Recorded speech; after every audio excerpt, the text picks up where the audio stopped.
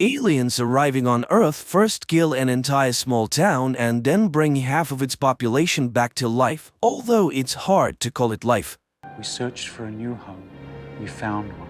This planet.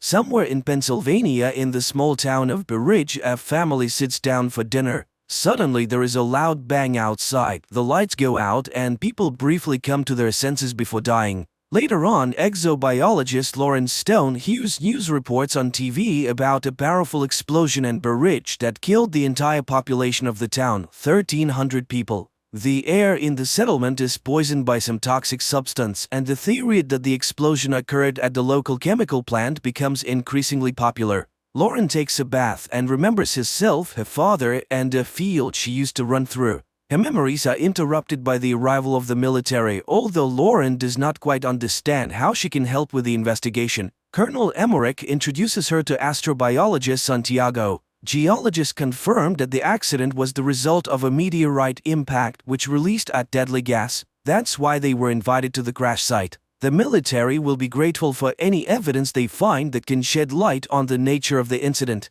Emmerich assures Lauren that he chose her because he read her work, but asks her to take an alcohol test. Scientists are dressed in protective suits and taken to the meteorite crash site. On the way, Santiago praises her book on microbiology in Antarctica and signs of extraterrestrial life, but the woman doesn't engage in conversation. Arriving at the site, the pair only sees a snowy field and a small pile of ground. While Santiago inspects the area, Lauren notices a small sprout of some red plant and pities it for growing in such a terrible place. Upon arriving home, Lauren begins to search for similar cases and finds mention of a similar incident. In 2013, a meteorite exploded over the city of Chelyabinsk in Russia, and an interview with the local resident was filmed by American television. She recounted that after the meteorite fell, a poisonous gas spread throughout the area, causing many people to die. It was also said that a very large tree grew at the site of the impact, around which all living things died.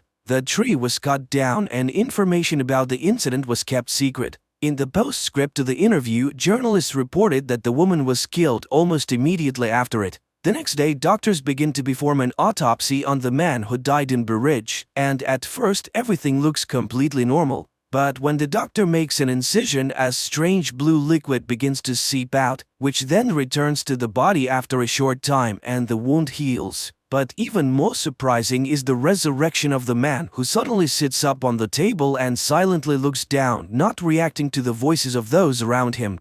The man has no pulse or blood pressure and his body is cold. In other words, by all indications, the man is dead. Suddenly there are cries behind the door. It turns out that another 40 people suddenly opened their eyes and came back to life. The doctors tried to get some kind of reaction from the resurrected, but to no avail. They are all residents of the town center who not only inhaled the poisonous gas but also ingested some substance that led to DNA transformation, and the only thing the resurrected do is occasionally turn around. Meanwhile, Lauren tells Emmerich about the Chelyabinsk meteorite, but the people in Russia were also victims, which means that this is someone's terrible plan. But the colonel does not believe in conspiracy theories. Later, a government commission discusses the incident and proposes simply destroying the bodies before it's too late. But to get answers, all the data must be carefully studied, otherwise Manhattan could be next. Later, the woman buys alcohol and drinks it while sitting in the car, reminiscing about a trip she took with her father to a secret place. The next day, Lauren goes to a room where the revived people are sitting and, selecting a girl, tells her about a book her mother used to read to her when she was a child, who has long since passed away. At that moment, her phone rings and a photo of the red plant from the scene of the incident appears on the screen, and the girl suddenly grabs Lauren's hand. The woman tells her colleagues about this and suggests that the plant is to blame.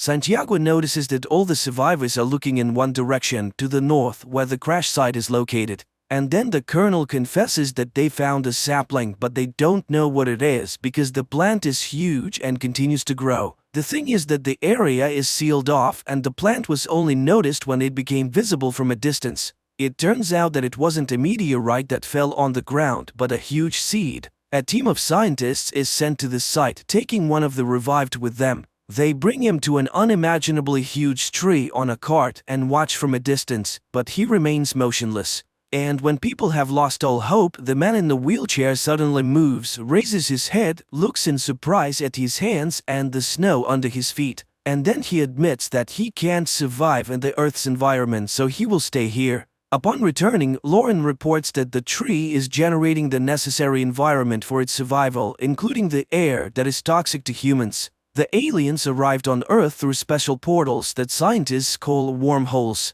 She is bombarded with questions, revealing that she has had problems with alcohol and prohibited substances. Later, a psychotherapist calls her answering machine, who was waiting for her at the session as part of his sentence. They were supposed to discuss her childhood memories that are haunting her, but she didn't show up. At that moment, her father shows up at the door, but Lauren is not pleased to see him. He tries to start the conversation and recalls how on her 8th birthday she asked for a scientific laboratory and they gave her an old barn. However, her obsession with space spiraled out of control and her mother became worried. Sometime later, the colonel summons Lauren again. The alien wants to speak, but only with her, as he sees her as a friend. They have prepared a list of questions and ask her to find out where they came from and why they came.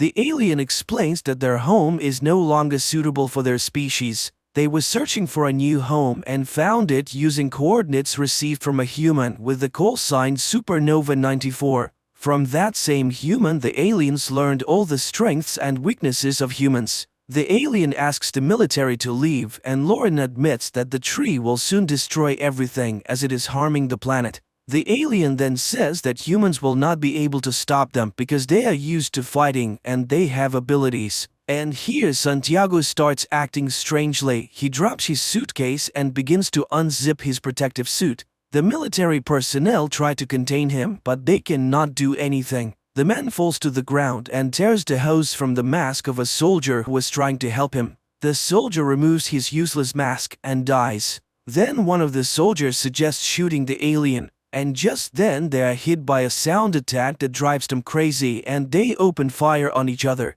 One of the survivors takes stunned Lauren away. Later, a fighter jet armed with missiles is sent to the tree. The pilots see a small figure of a person at the base of the tree and receive orders to attack the target. But suddenly an impenetrable dome covers the tree. The missiles explode, causing no harm to the tree. Meanwhile, the news reports that the FBI is searching for a person with the nickname Supernova 94 who seems to be responsible for the expansion. People around the world tell stories about strange sounds that occasionally come from unknown sources. In some places, smoke emerges from the ground, killing all living things. People pray day and night, and martial law has been imposed in many countries. The earth trembles, crops die, and vegetables rot in the ground. One day, Lauren goes to her father's house. But first she approaches the locked barn, which has a sign that reads Lauren's Laboratory. But after looking at the house, she walks away and heads towards the tree. For many years she has been tormented by the question of who or what she is.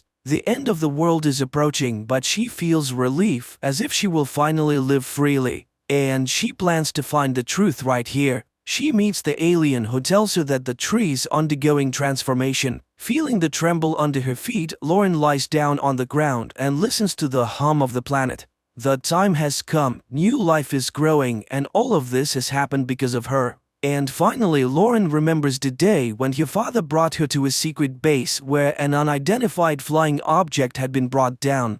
Her father left her to wait in the corridor. Bored, she wandered through the rooms, listening to her father being instructed about a powerful and hostile creature that had tried to plant something before it was shot down by the military. The girl found the sarcophagus containing the alien and reached out to the glass. Suddenly, the creature reached out and touched the glass from the other side. She screamed in terror, not understanding what strange thing was happening to her, causing her to lose consciousness. The frightened guard found her and took her to her father. But the girl looked healthy and left with her father. Only from that day on, Lauren hasn't been quite herself. She draws super complex designs of interstellar ships and writes incomprehensible formulas. At school, she constantly gets in trouble, skillfully manipulating not only her classmates but also her teachers, calling herself an alien who wants to go home. And one day, Lauren tunes a transmitter she has built and contacts a distant planet, taking the call sign Supernova 94. Her parents are horrified and forbid her from entering the laboratory. Lauren smashes toys, draws on walls, and tells her mother the date of her death. It is then that her father learns of her new DNA. The girl seems to be changing, becoming something other than human. Adult Lauren sobs in horror at her discovery, but the alien welcomes her home and she remembers telling the distant planet all about Earth. Meanwhile, mysterious X-shaped objects begin to appear all over the planet. They emerge everywhere, in forests and cities, deserts and mountains. And one day they suddenly explode, spreading black smoke that kills all life around them. And no one can hide or survive as the roots have already penetrated the entire Earth. The planet is no longer suitable for the human race. All earthly species and plants have been extinct. The evolution of a new species has begun and Lauren's journey has come to an end. She's finally home. And this is where the movie ends.